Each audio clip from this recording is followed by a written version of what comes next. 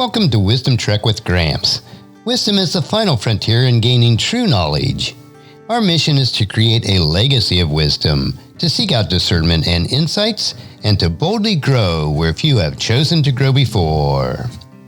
Hello, my friend. This is Gramps. Thanks for coming along on our journey to increase wisdom and create a living legacy. Today is day 1571 of our trek, and it is Worldview Wednesday. Creating a biblical worldview is essential to have a proper perspective on today's current events. To establish a biblical worldview, you must have a proper understanding of God and His Word. This week, we will continue reviewing a book from Dr. Michael S. Heiser titled Supernatural. The book is an abbreviated version of his more comprehensive book, The Unseen Realm. I highly recommend both of these books. Creating a biblical worldview based on how the Old and New Testament connect with God's overall plan for humanity is essential in our lives. This book review will help us to understand what the Bible teaches about the unseen world and why it matters. And today's chapter title is called The Cloud Rider. We closed the last chapter by noting how Jesus began to talk about his death immediately after baiting the powers of darkness at the gates of hell and Mount Hermon. The challenge was set in motion, a string of events that would lead to the Lord's trial and his death on the cross. Christians have read about the trial of Jesus many times, but there is a supernatural backdrop to it that is frequently overlooked. To understand what finally draws the death sentence from the Jewish authorities and the transfer of Jesus to Pontius Pilate in order to carry it out, we have to go back to the Old Testament book of Daniel, to a meeting God holds with his heavenly host, his divine council. And in this, we see the Ancient of Days and his council. Daniel chapter 7 begins with a strange vision. Daniel sees 4 beasts coming out of the sea, Daniel chapter 7 verses 1 through 8, and they're all freakish. But the 4th beast is the worst. In the dreams interpreted in the Old Testament, both objects and living things always represent something, and in this dream, the 4 beasts in Daniel's visions are 4 empires. We know this because the vision aligns with the themes of Nebuchadnezzar in Daniel chapter 2, which was about Babylon and the 3 other empires to follow. Our focus, though, is what Daniel describes next in Daniel chapter 7 verses 9 and 10. Let me read that. I watched as the thrones were put in place, and the Ancient One sat down to judge. His clothing was as white as snow, and his hair like purest wool. He sat on a fiery throne with wheels of blazing fire, and a river of fire was pouring out, flowing from his presence. Millions of angels ministered to him. Many millions stood to attend him. Then the court began its session, and the books were open. We know that the Ancient of Days is the God of Israel. That's pretty easy to determine, especially if we compare his throne description to Ezekiel's vision of God's throne in Ezekiel chapter 1. The fire, wheels, and human form on the throne in that vision are the same as in Daniel's vision. But did you notice there isn't just one throne? There are many thrones in Daniel's vision, Daniel chapter 7 verse 9. There were enough thrones for the divine court, God's council, Daniel chapter 7 verse 10. The heavenly court is meeting to decide the fate of the beast, the empires, in this vision. It is decided that the 4th beast must be killed by the other beasts rendered powerless, Daniel chapter 7 verses 11 and 12. Another king and kingdom will displace them. And that's where things get even more interesting, because in the next segment we see the Son of Man who comes on the clouds. Daniel continued narrating his vision in Daniel chapter 7 verses 13 and 14. As my vision continued that night, I saw something like the Son of Man coming on the clouds of heaven. He approached the Ancient One and was led into his presence. He was given authority, honor, and sovereignty over all the nations of the world, so that the people of every race and nation and language would obey him. His rule was eternal. It will never end. His kingdom will never be destroyed. I think you may be getting the picture. Son of Man is a phrase that's used many times in the Old Testament. It should be of no surprise that it speaks of a human. The surprise is how else this human is described in this passage. Daniel chapter 7 verse 13 describes a man coming on the clouds to the Ancient of Days. Why is this a big deal? Because everywhere else that description occurs in the Old Testament, it was used only for God himself. In Isaiah chapter 19, Deuteronomy chapter 32, Psalm chapter 68, and Psalm chapter 104. But in Daniel chapter 7, God is already on the scene as the Ancient of Days. It is as if, in his vision, Daniel sees a second God who is also a man, something like the way Christians believe in God as more than one person.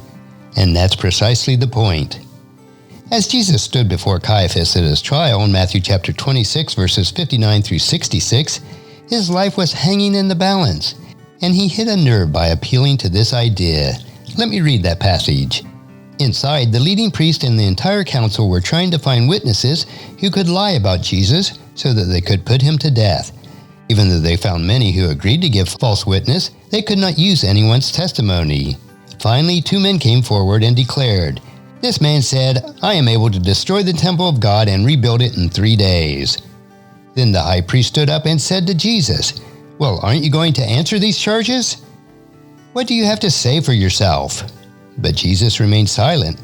Then the high priest said to him, "I demand in the name of the living God, tell us if you are the Messiah, the Son of God." Jesus replied, "You have said it. And in the future you will see the Son of Man seated in the place of power at God's right hand and coming on the clouds of heaven." Then the priest tore his clothes to show his horror and said, "Blasphemy! Why do we need other witnesses? You have all heard his blasphemy. What is your verdict?" "Guilty," they shouted. "He deserves to die." In what seemed like a pointless answer to a straightforward question, Jesus quoted Daniel chapter 7 verse 13 in response to Caiaphas. It was as if he said, "Do you really want to know who I am, Caiaphas? Listen carefully." The reaction is immediate. Caiaphas understood in an instant that Jesus was claiming to be the second God figure of Daniel chapter 7 verse 13, the human who was described in a way only God was described in the Old Testament. He was claiming to be God in human form. That was blasphemy and grounds for a death sentence. But Jesus, of course, knew that. He had no interest in protecting himself.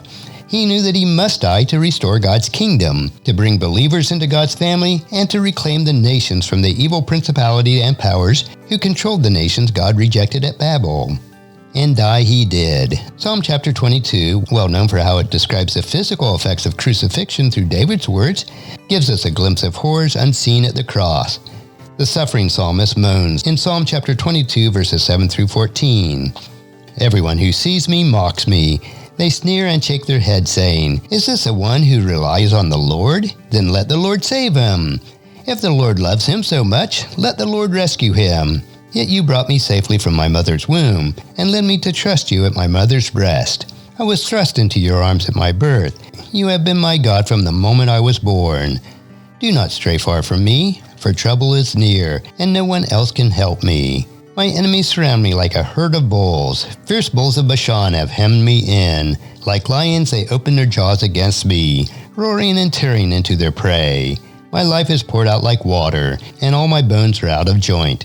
My heart is like wax, melting within me." Now, the creepy part in this segment of Psalms is the description of the fierce bulls of Bashan. As we noted earlier, in Old Testament times, Bashan was ground zero for demonic gods and the realm of the dead. The area was a leading center for worship of Baal, symbolized by bulls and cows. Bulls from the land of Bashan is a reference to demons, the powers of darkness. In more of a modern time, this imagery was captured in all its eerie repulsion by C.S. Lewis when he wrote The Lion, the Witch, and the Wardrobe. No one who has read this book or seen the movie can forget Aslan humbly surrendering his life to the delighted hordes of the White Witch on the stone tablet. And just as Jesus had utterly outwitted Satan, Aslan had played the White Witch for a fool. What evil misperceived as a moment of triumph turned out to be their own irreversible defeat. It was God telling the principalities of darkness that you are gods, but you will die like men. Satan's loss of his claim over the lives of Adam's children was not the only loss he suffered at the cross. His cohorts in rebellion, the supernatural gods or Elohim of the nations, would see their domains begin to vanish. The supernatural gods had been assigned to those nations by the Most High, the God of Israel, Deuteronomy chapter 4 and Deuteronomy chapter 32. We are not told when these supernatural gods became enemies of the Most High God, but they did. They had turned God's own people, Israel, away from worshiping Him to instead sacrifice to them. Psalm 82, the psalm that we looked at in chapter 2 to introduce the divine council, tells us that these Elohim abused their power and rewarded evil. They have no care for God's law or justice. Let me read Psalm 82, verses 1 through 5. God presides in the heavenly council. In the assembly of the gods, Elohim, he gives his decision. You must stop judging unjustly. You must no longer be partial to the wicked. Defend the rights of the poor and the orphans. Be fair to the needy and the helpless. Rescue them from the power of evil people. How ignorant you are. How stupid. You are completely corrupt, and justice has disappeared from the world. The rest of the psalm tells us that God had called this heavenly council meeting to tell the gods that their future was bleak. Their reign of terror would end when God decided to reclaim the nation. And this is Psalm chapter 82, verses 6 through 8. You are gods, I said. All of you are the children of the Most High. But you will die like mortals. Your life will end like that of any prince. Come, O God, and rule the world. All the nations are yours. When would God decide to reclaim the nations? Well, we read the answer earlier in Daniel chapter 7, verse 14. He was given authority, honor, and royal power so that the people of all nations, races, and languages would serve him. His authority would last forever, and his kingdom would never end. The messaging of Daniel chapter 7, verses 13 and 14 is clear. When the Son of Man receives the kingdom, it will be the beginning of the end for the supernatural powers of darkness. Jesus received the kingdom at his resurrection. Ephesians chapter 1, verses 20 and 21 says that God raised Christ from the death and seated him at his right side in the heavenly world. Christ rules there above all heavenly rulers, authorities, powers, and lords. He has a title superior to all titles of authority in this world and in the next. And next we must look at why this matters. Before the cross, Satan had eternal claims on our souls. All humans die and go to the realm of the dead, his domain. There we would remain, were it not for the sacrifice of Jesus and his resurrection. Through faith and his work on the cross, we are raised with him. As we saw in the previous chapter, Satan was expelled from God's presence when the kingdom began on earth, Luke chapter 10, verse 18. God would have no more of his accusations against the believers. He had no more right to our souls. So the question is, why then do we live as though he does? Salvation is not gained by moral perfection. It is a gift that comes by grace through faith, Ephesians chapter 2, verses 8 and 9. That in turn means that salvation cannot be lost by moral imperfection. What is not at all gained by performance cannot be lost by poor performance. Salvation is about believing loyalty, trusting what Jesus did to defeat Satan's claim, and turning from all other gods and the belief systems of which they are a part.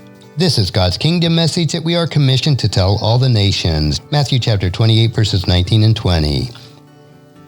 And as we obey this commission, the dominions of the enemy gods, the principalities and powers shrink, soul by soul, moment by moment. The gates of hell, the realm of the dead, do not withstand the resurrection and will not withstand the advance of the gospel. At the time of Jesus' crucifixion, though, none of this seemed real to the disciples, but they would soon get the message in a dramatic, unforgettable way. And that will finish our study for this week's Worldview Wednesday. Join us again next week as we continue with the next chapter in Supernatural in our quest to build our biblical worldview. Tomorrow we will ponder another bit of wisdom from Gramps, so encourage your friends and family to join us and to come along with us tomorrow for another day of Wisdom Trek, Creating a Legacy. If you'd like to listen to any of the past 1,570 treks or read the Wisdom Journal, they are all available at wisdom-trek.com. And I encourage you to subscribe to Wisdom Trek on your favorite podcast player so that each day's trek will be downloaded to you automatically. And thank you so much for allowing me to be your guide, your mentor.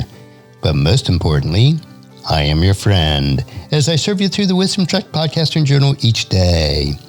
And as we take this trek of life, together, let us always live abundantly, love unconditionally, listen intentionally, learn continuously, lend to others generously, lead with integrity, and leave a living legacy each day.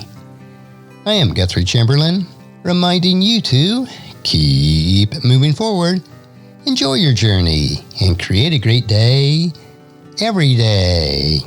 See you tomorrow.